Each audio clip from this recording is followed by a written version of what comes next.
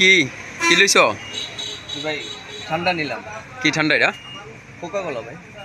Coca Cola তো তুমি জানো নি কোকাকোলা কোন দেশি পণ্য? আর এটা আসলে এটা দেশে তো পুরা ছড়িয়ে গেছে গা, যে কোকাকোলা সবাই ব্যান করছে। তুমি কোকাকোলা নিলা, জানো না বিষয়টা? ভাই বিষয়টা জানি, কিন্তু ঠান্ডা তো ঠান্ডাই। ঠান্ডা তো ঠান্ডা না ভাই, কোকাকোলা কোম্পানিটাই আমাদের মুসলিমদের জন্য এখন একটা বিশ্বের মতো হয়ে গেছে। এই কোকাকোলা পণ্যটা আমরা মুসলিমরা বয়কট করছি। তুমি অনলাইনে মিডিয়াতে এগুলো তো দেখো না?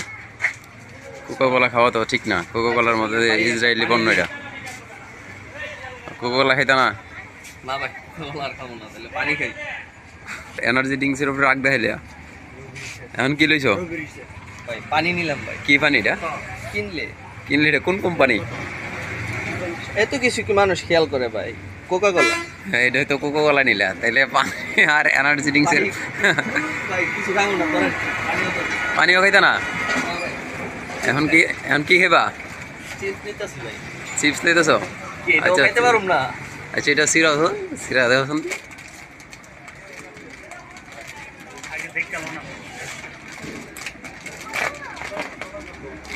এটা কোন কোম্পানির? ভাই এটা পেপসিকো কোম্পানি। কিন্তু এটাও তো সেম ইসরায়েলি পণ্য। হ্যাঁ, এটাও খাইবা? ভাই চাইলে আর হ্যাঁ, বাংলাদেশি কোম্পানিতে না। ওই যে এখন ঠিক আছে, ঠিক আছে। এখন ঠিক আছে তুমি ভাই? যাই খাইবা, দেশীয় জিনিস খাইবা। দেশীয় জিনিসের মধ্যে স্বাদও যেমন ভালো, তেমনি খাইয়াও তৃপ্তি পাইবা। এবার আসেন আমরা কিছু ইসরায়েলি পণ্য চিনে রাখি, যেমন Lux, Lifebuoy, Nivea shampoo, Nokia, Vaseline, Clear, Pepsodent, 7 Up, তারপর হচ্ছে ক্লোজ আপ, কোকাকোলা, লাক্স। তো এইগুলো Fair and Lovely, Clear shampoo, এগুলো হচ্ছে কমন, আমরা যেগুলো সচরাচর ইউজ করি, ঠিক আছে। এই পণ্যগুলো আমরা ইসরায়েলি পণ্যের তালিকায় আছে, তো সেগুলো আমরা বয়কট করে চলবো।